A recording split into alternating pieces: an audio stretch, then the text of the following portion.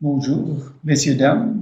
Bienvenue à notre webinaire numéro 2 de notre cours e-learning sur les systèmes d'irrigation solaire.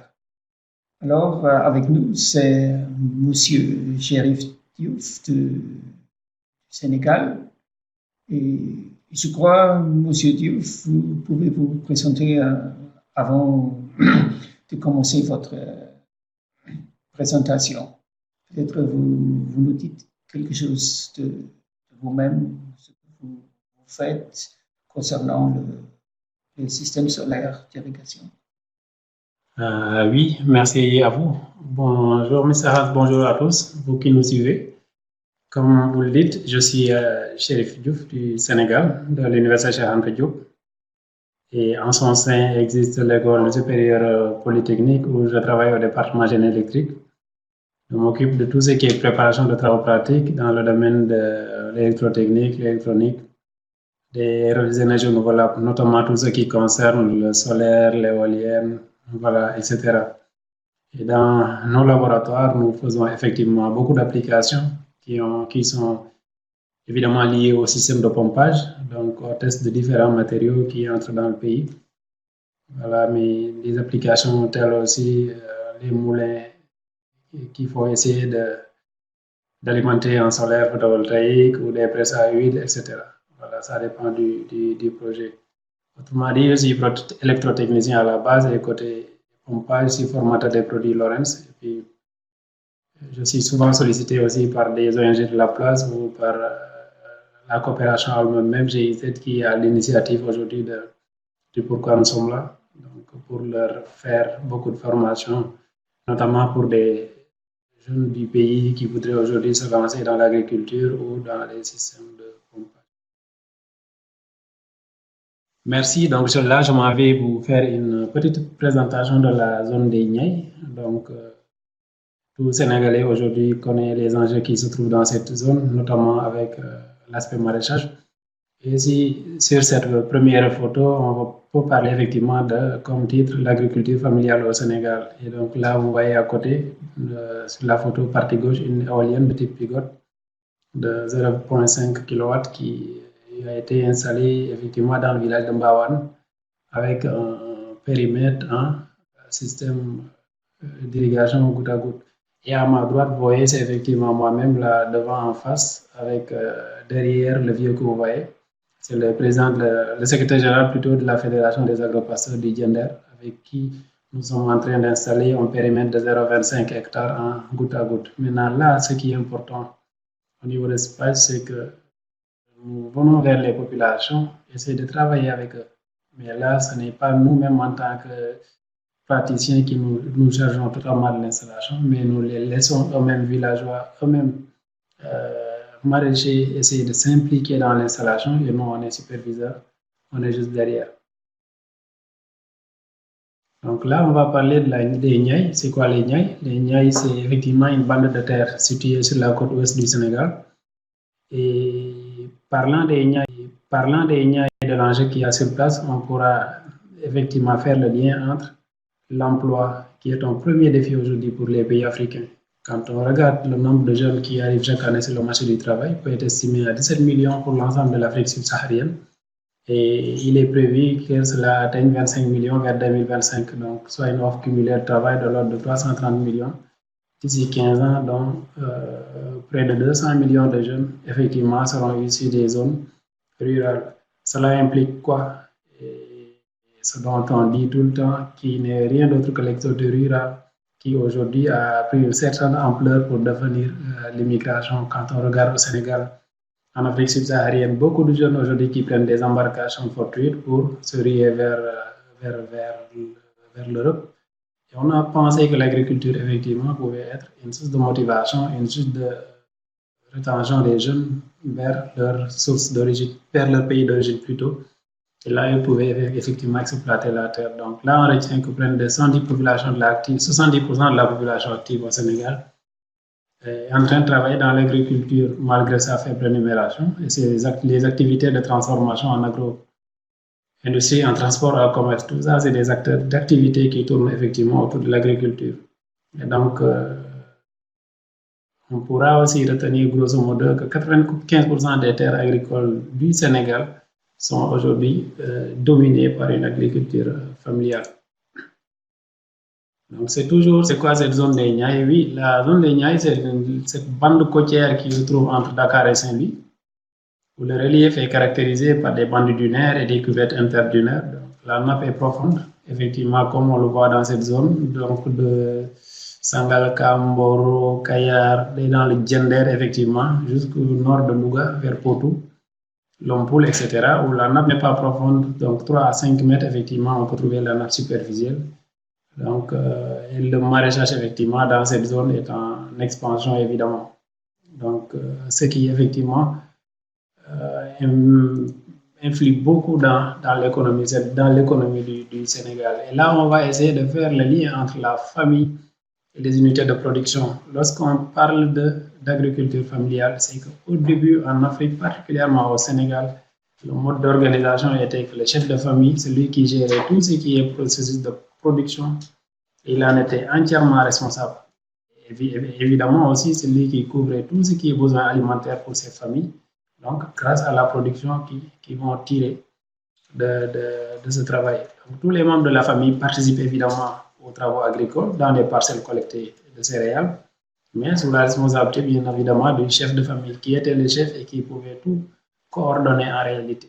Donc, cela veut dire aussi que tous les autres membres de la famille, hommes et femmes, garçons, effectivement, donc chacun pouvait disposer de son périmètre sur lequel il pouvait vraiment exploiter pour pouvoir subvenir à ses propres besoins. Ça me semble vraiment intéressant que vous dites que les femmes ont leur propre site à eux-mêmes, à elles-mêmes. Effectivement, c'est ça. Effectivement, il faudra aussi remercier au passage des ONG comme Enda Tchermon, la section Pronat, Enda Pronat, et là on connaît la coordinatrice qui est une maman aujourd'hui à nous tous, une certaine Marème Sow, qui est une femme leader au Sénégal et qui se bat nuit et jour aujourd'hui pour la promotion des femmes, notamment dans l'agriculture saine et durable. Aujourd'hui, leur combat, c'est quoi? Il faudrait que l'aspect genre soit aussi véritablement mis en exergue dans cette affaire-là. Donc, leur combat quotidien, c'est que les femmes puissent avoir accès à la terre comme les hommes. Okay. Aujourd'hui, petit à petit, on voit au Sénégal que ça réussit. Bon, c'est intéressant pour nos participants, je crois, dans les autres. Là aussi, on pourra parler des exploitations familiales. Et le constat, c'est qu'il prédomine en réalité dans l'agriculture sénégalaise et l'essentiel des activités de production agricole est assuré par la main-d'œuvre familiale, comme on a dit tout à l'heure, vu l'organisation de la famille. Donc, en fonction aussi des zones agroécologiques, on peut noter des recours importants aux groupes d'entraide. Ces groupes d'entraide, c'est quoi?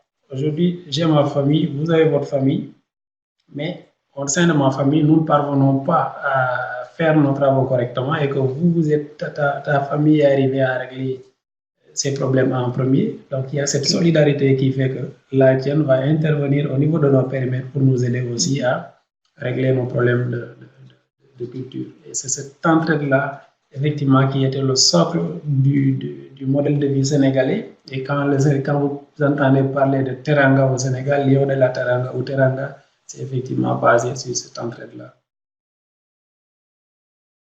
Donc, l'utilisation du personnel temporaire salarié aussi assez limité, donc disons 6%, tandis que le personnel permanent salarié ne représente que 2,4% de la main-d'œuvre. Ce n'est véritablement pas très développé à ce niveau-là. Donc, petit à petit aussi, on observe que cette filière agriculture, notamment familiale, commence à être très organisée. On peut prendre le cas de la humaine, donc l'association des unités maraîchères du Niayes, qui est basée à Thiès, en région centre du Sénégal, et qui regroupe aujourd'hui 16 organisations et unions ou fédérations de producteurs de la zone des Niayes. Donc, Sangalkam qui est un des villages riverains de Dakar, à Rao c'est à Saint-Louis. Et donc, la mission principale de ces organisations, c'est effectivement de gérer la qualité des produits qui sont récoltés du maraîchage est de gérer aussi la problématique de l'eau. Quand on sait que l'eau se fait petit à petit rare, et essayer aussi petit à petit de professionnaliser cette filière-là. Au niveau des Niayes, on peut retrouver la FMN et la FAPD, donc qui est créée en 1996. Et la FMN regroupe aujourd'hui 2250 producteurs maraîchers qui exploitent un total de 6000 hectares. Au Sénégal, on constate aussi, si nous prenons des chiffres de l'association pour les maraîchers de Kayar, que 12 000 tonnes de pommes de terre ont été récoltées en 2011, contre 118 000 tonnes en 2018 pour des besoins de consommation qui sont de 95 000 tonnes par an. Donc, si nous regardons, comparé à la saison 2017-2018, et ça, c'est selon vraiment la MPK.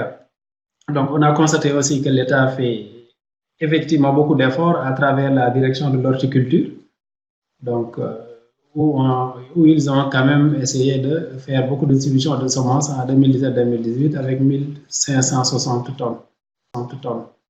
Donc, pour une production qui est attendue de 75 à 80 000 contre 780 000 tonnes de semences. Peut-être ANPK, c'est quoi? C'est une association, l'association des maraîchers. Ah bon? Oui, l'association des maraîchers, des producteurs maraîchers de Kayar. Et Kayar, c'est, quand vous regardez, je crois, si je ne m'abuse, c'est le deuxième ou troisième port de pêche au Sénégal. Et hormis la pêche qui est très développée dans cette zone, on voit qu'il y a l'agriculture aussi, le maraîchage qui se développe, et bien évidemment dans cette zone-là, qui est devenue aussi un refuge pour véritablement toute cette jeunesse sénégalaise qui se rue dans cette zone pour pouvoir au moins travailler la terre. Donc, tout à l'heure, vous m'avez posé évidemment la question sur la MPK, l'association des maraîchers et producteurs de Kayar, ils ont aujourd'hui à leur actif 602 membres. Mais aussi dans cette zone, quand on regarde, évidemment, il y a des risques. Et ils en sont conscients, effectivement, mais aujourd'hui, le combat est que les gens sont en train de s'y mettre pour voir comment gérer cette situation. Donc, moi, je me souviens, on a travaillé directement dans cette zone il y a 2 ans, où on avait pu comptabiliser 1200 groupes motopompes diesel. Et chaque groupe motopompe diesel consomme 10 à 15 litres de diesel par jour. Voilà, donc une des machines de groupe motopompe va nous coûter les 650 000 CFA, disons 1000 euros environ, 1000 à 1000,2 euros, donc la machine, qui a une durée de vie limite de 2 ans. Bon, c'est vraiment peu. C'est vraiment peu. C'est vraiment peu. Seulement 2 ans. Seulement 2 ans, effectivement. Mais quand vous allez sur le terrain, on peut le constater. C'est des machines qui sont prévues pour une garantie décennale, 10 ans de fonctionnement minimal. Mais on voit que c'est des machines qui sont surexploitées. Je vous donne un cas précis. Vous avez le niveau statique de l'eau qui est entre 3, 4, 5 mètres. Mais eux, ils sont en train de forer des mini-forages, des micro-forages qui peuvent aller jusqu'à 18 mètres. Et ces groupes motopompes qui sont en réalité des pompes de surface, qui sont prévus pour tirer physiquement 5 mètres, 7 mètres maximum, et ils les font aspirer de l'eau à 10 mètres, 12 mètres. Et un autre phénomène qui se passe dans cette zone, c'est qu'ils peuvent créer 2 micro-forages qui sont distants 2 mètres sur le même point. Et qu'est-ce qu'ils font? Ça veut dire que la motopompe est jumelée. On a 2 tuyaux qui vont dans chaque forage, et puis ils vont faire le cumul sur une seule aspiration. C'est ça en réalité, ça crée une surcharge de travail sur la machine. Et puis aussi, il va voir, c'est un moteur thermique comme tous les moteurs, donc qui a besoin de renouvellement de gasoil, de l'huile plutôt, les huiles de vidange, qui a aussi besoin de maintenance. Et quand cette maintenance plus la surcharge de travail sur la machine, tous les deux coïncident dessus, donc c'est ça qui fait que les machines là, effectivement, ne peuvent pas durer 2 ans. Il y en a même qui, au bout d'une année, d'une saison, vont craquer. Et ça, c'est clair.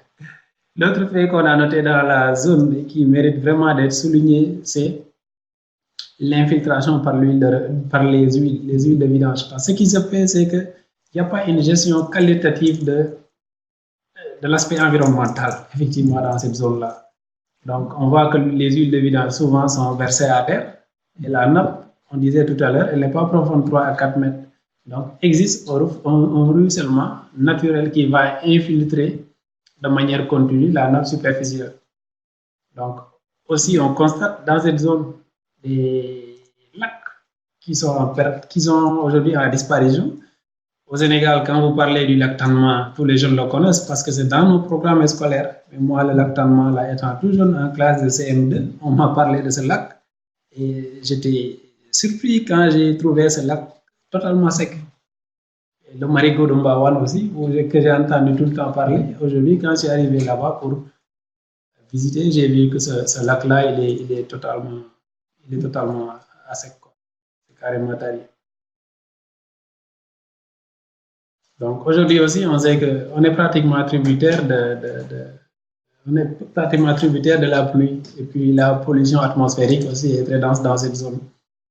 Donc comme modèle sur le terrain, on tient que 99,5% d'utilisation de groupes motopompes dans cette zone. Ceci implique qu'on n'a que 0,5% de systèmes de pompage qui sont gérés par le solaire photovoltaïque, disons, parce que les éoliennes, c'est vrai que moi, ça fait plus de 10 ans que je travaille dans cette zone, mais j'en ai vu que 2.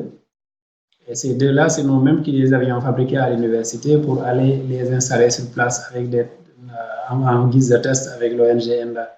Donc, l'autre fait marquant, c'est l'industrialisation de la zone. On voit des usines qui viennent s'implanter dans la zone.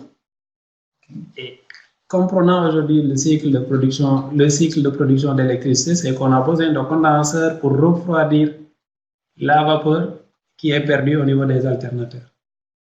En principe, ces usines thermiques-là devraient être situées à côté de la mer pour tirer l'eau de la mer pour refroidissement, mais aujourd'hui, tel n'est pas le cas. Les gens aspirent la nappe pour essayer de refroidir cette eau-là. Et c'est ça qui fait qu'au fur et à mesure que notre nappe est en train de dégringoler. Donc, moi, je vous dis le constat personnel que j'ai fait dans cette zone. Donc, on a vu une installation anarchique, de micro-forage et même de gros forages dans cette zone-là. Donc, aujourd'hui, les micro-forages sont entre 15 et 18 mètres. Alors qu'il y a 10 ans, en 2008-2009, moi, quand je venais d'arriver dans cette zone, nous, on travaillait sur des mini-forages qui étaient entre 9 et 12 mètres. Ça veut dire le nappe phréatique baisse? Ça baisse considérablement, ça baisse. Et ça, c'est un danger. Okay. Aujourd'hui, au Sénégal, le problème, c'est que le constat, il est général. Nous sommes en 2019, la saison des pluies. Le Sénégal n'a que 3 mois de pluie pour faire ses cultures vivrières. Et le plus souvent, ça commence entre juin, juillet, août. Et quelques temps au niveau de septembre. Aujourd'hui, nous sommes le 7 août. Il n'y a qu'une seule pluie qui est tombée au Sénégal. Ça veut dire qu'aujourd'hui, il faudrait que les gens changent. Parce qu'il y a les changements climatiques. Malheureusement, on ne tient pas compte. Il faut essayer de trouver des solutions. Et il faut essayer de penser à l'agriculture arrosée. Donc, notamment le cas des spices. Je crois que c'est beaucoup dans les pays de notre participant, on voit le même système, quoi, le même problème avec le changement du climat.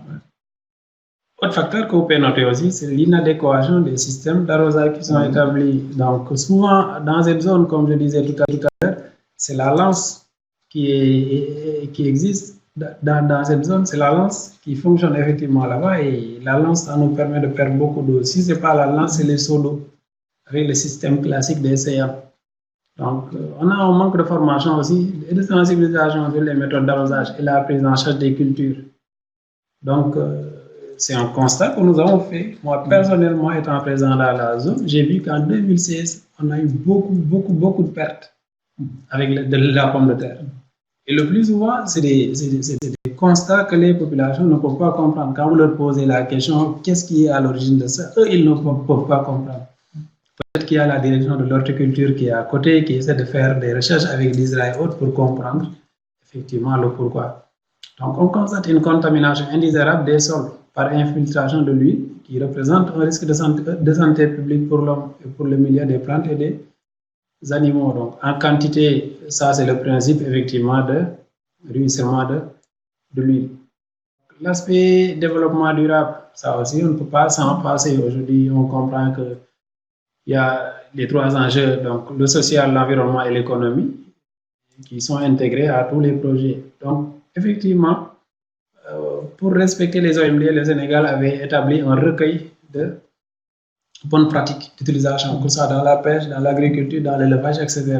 Ici, on a relevé quelques points qui étaient liés à l'agriculture. Donc, la conception de digues anti-gel des rétentions d'eau de ruissellement, le stockage des eaux de ruissellement par micro-retenue, le forçage des puits saillants et des retenues d'eau d'irrigation, la pompe à pédale ou pompe à motricité humaine, la pratique de micro-irrigation, comme ça se fait avec les recommandations des SPIS, la réutilisation des eaux usées. Ça aussi, c'est un point important. Au Sénégal, on a noté avec la STEP, c'est la station d'épuration de Cambérène, l'usine principale de Dakar, qui fait aujourd'hui, je crois, les 35 000 m3 par jour et qui est en phase d'extension pour 90 000 m3. On a constaté qu'à un certain moment, il y avait des jeunes inconscients qui perçaient les trous pour récupérer l'eau brute et arroser leurs plantes. Ça, après, le service d'hygiène a pu faire des interpellations, etc. Je crois qu'il y a eu la FAO qui a intervenu pour essayer de pouvoir le trouver de l'eau après traitement. Et maintenant, qui est utilisé pour l'agriculture. Au-delà de l'agriculture, on a vu que c'est des eaux aussi qui sont utilisées pour la construction des routes ou pour la construction des grands bâtiments. Et c'est un phénomène qui marche très bien. Et petit à petit, on sent que les Sénégalais commencent à comprendre l'intérêt, vraiment, l'enjeu sur la réutilisation des eaux usées, la collecte des eaux de pluie, le creusage de temps pour abreuver aussi leur. Juste peut-être une phrase sur les cétanes. C'est quoi exactement? Je ne sais pas si... Les étangs d'eau, c'est les bassins de rétention. Okay. Il y a quelques années, c'était très développé au Sénégal. Notamment, on a même eu tout un département ministériel qui ne gérait que ça. C'est après qu'il y a eu des changements de politique. Mais après, au Sénégal, les gens ils ont compris qu'avec les changements climatiques, il nous faut s'adapter. Sinon, ça n'ira pas. C'est pourquoi on a pensé à des étangs d'eau, donc des bassins de rétention. Donc, quand il pleut, l'eau de pluie va ruisseler, va être stockée dans ces bassins-là. Maintenant, pendant la saison sèche, les gens ils pourront pomper ces eaux pour essayer de les réutiliser dans les périmètres maraîchers. Donc, ici, comme perspective, ça, vous voyez des données qui nous sont en fait données par la NSD, sur lesquelles on peut passer, je crois. Voilà, donc l'impact socio-économique, et ça, je pense, c'est un aspect qui pourrait être important à souligner parce que c'est un constat de terrain que des milliers de producteurs gagnent leur vie en pratiquant le maraîchage. Mais la spéculation foncière menace l'avenir du maraîchage. Aujourd'hui, ce qui se passe, c'est quoi? C'est qu'on a des bailleurs qui ont des fonds, mais qui aujourd'hui viennent prendre les terres des paysans pour construire des logements, des cités ou autres. Et ça, heureusement que le Sénégal, notre État en est conscient. Il n'y a pas longtemps, au Conseil des ministres, notre président a même donné des instructions fermes pour que ces choses-là s'arrêtent. Voilà, et qu'on puisse laisser tranquillement ces maraîchers donc continuer à gagner leur vie dans ce domaine-là. Mais on peut dire quand même que le maraîchage se porte bien, tellement bien que les producteurs de Niayes brassent énormément d'argent. Donc, beaucoup d'étrangers aussi travaillent dans ces périmètres-là.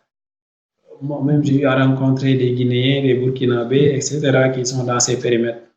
Donc, on constate aussi que ces populations sont parvenues à améliorer leurs conditions de vie, qui étaient dures au début. Donc, améliorer aussi leurs conditions de vie des familles, améliorer l'encadrement des enfants, à faire reculer la malnutrition chez les enfants, et les populations peuvent maintenant investir sur leur bien-être. Donc, l'exode rural aussi qui a diminué dans cette zone, les jeunes savent maintenant qu'ils peuvent réussir chez eux avec la création d'emplois sur la chaîne de valeur. Aujourd'hui, c'est le pourquoi on a le projet de la GIZ qui s'appelle Réussir au Sénégal, qui est installé. Moi-même, il y a 2 semaines, j'ai eu à organiser un séminaire de formation pour les paysans dans cette zone, dans la zone de Diogo Fasboy, qui est sur cette bande des Niayes, pour qui on a installé au moins 3 kits de pompage pour 1 hectare et 3 hectares. Aujourd'hui, qu'ils sont appuyés par la GIZ à travers l'AUMN. Donc, il faut penser aujourd'hui donc à préserver les ressources naturelles par la mise en place de murs végétaux. Penser au reboisement. Avant-hier, c'était la journée de l'arbre. Et je crois que ça coïncide bien. Voilà. Effectivement, il y a des menaces et des freins pour la filière. Il y a le manque de structure d'appui technique encadré, le manque de préparation à une compétitivité internationale, notamment en matière de marché, manque de moyens logistiques pour le conditionnement à l'exploitation, manque de régulation de marché aussi. Et là, on peut se poser la question à dire comment pourrait-on chercher le mieux-être dans cette zone. Et le premier cas, c'est qu'il faut remplacer les groupes motopompes par des systèmes de pompes à source d'énergie renouvelable, notamment le solaire photovoltaïque, qui marche très bien dans cette zone. Et il n'y a pas longtemps, la GIZ a eu à faire un projet de test pour 3 kits, donc 1.8 et puis 2 fois 1.8 kW et un de 4 kW, donc qui sont installés dans la zone. Et puis on conseille aujourd'hui qu'ils marchent très bien. On a eu des cas aussi avec des ONG comme ENDA et d'autres organisations gouvernementales qui s'organisent effectivement dans la zone. Donc avec le projet de l'ANER aussi, qui marche très bien. Donc effectivement, M. Hans, merci à vous. C'était l'essentiel que je voulais partager avec vous dans ces quelques diapos. Non, merci beaucoup. C'était vraiment intéressant. Juste à la fin, une question. Malgré les problèmes que vous avez expliqués, vous voyez un avenir bon pour la zone de Niayes. Oui, c'est une zone à fort potentiel. Aujourd'hui, le Sénégal en est conscient. On sait qu'on ne peut plus se passer de l'agriculture. Ils ont essayé, je crois, dans tous les secteurs. Et les gens ont compris que sans l'agriculture, on ne peut pas aller trop loin. Il y a un phénomène qui s'y développe. C'est ce qu'on appelle pour taquiner les paysans du dimanche. Donc, tout ce qu'il y a comme autorité aujourd'hui, ils ont leur périmètre. Et tous les dimanches, ils vont dans ces champs-là. Ils essaient d'investir dans ce domaine. Et ça permet au Sénégal de gagner dans la production des légumes, dans l'autonomie. Dans l'oignon, par exemple, on sait qu'à un moment, aujourd'hui, il y a dans le secteur nord des entreprises pour qui l'État a confié la production globale. Et l'idée aujourd'hui du Sénégal, c'est quoi? C'est que d'ici quelques années, qu'on ne puisse plus importer d'oignons, qu'on ne puisse plus importer de riz. Aujourd'hui, c'est connu. Même si on n'a pas totalement réussi, on sait que, par exemple, le cas de riz, moi, très jeune, moi qui suis né dans la zone centre, je n'ai jamais vu de riz Sénégal, riz paddy. Mais aujourd'hui, je peux vous dire, ça fait combien d'années je n'ai mangé que du riz from Sénégal. Plus jamais de riz importé. Et ça, c'est aujourd'hui tous les Sénégalais, de manière générale, qui sont impliqués. Même, imaginez, on a des comédiens aujourd'hui qui sont connus dans cette zone, qui s'impliquent effectivement dans cette promotion du consommé local. Et petit à petit, on va véritablement arriver à vaincre le mal. Et on sait que ça, il faut y aller, nous Sénégalais même, au-delà des politiciens. Et ça, c'est l'enjeu. Nous avons tous compris. Et cette zone-là, effectivement, on sait que si tout le monde appuie, ça va aller. Et c'est effectivement ça. Oui, très bien. Et vous croyez, avec le baissement de la nappe, on peut trouver une solution pour que ça n'abaisse encore plus? Effectivement, ça c'est un problème, comme je venais de le souligner. Mais heureusement qu'on a pris conscience très tôt. Parce qu'aujourd'hui, il est connu. Okay. Moi, personnellement, dans la zone, j'ai beaucoup travaillé. J'ai signalé ça à beaucoup d'ONG qui interviennent. J'ai signalé à des agences de l'État. Donc, il y en a, et eux-mêmes, ils voient parce qu'ils font des relevés. Il y a des piézomètres pour mieux connaître la zone. Aujourd'hui, tout le monde sait qu'il nous faut aller vers des solutions alternatives. Et les premières solutions alternatives, c'est l'utilisation rationnelle de l'eau. Okay. Et pour cette utilisation rationnelle de l'eau, il n'y a pas meilleur que le drip irrigation, le goutte à goutte. Il n'y a pas meilleur que le système solaire qui vous permet de pomper l'eau, mais à des débits vraiment corrects. Parce que la motopompe, ça tire beaucoup d'eau en un clin d'œil et puis voilà, ça vide les puits à la lance. On voit qu'on travaille avec trop de pression et puis on gâte énormément d'eau. Je pense que petit à petit, on commence à prendre conscience de ce mal et puis ça devrait aller. Ok, merci beaucoup. C'était vraiment intéressant pour nos participants. Merci. Et je crois bon, on va probablement avoir beaucoup plus de questions, mais à ce moment, nous arrêtons ici. Merci à vous. Merci.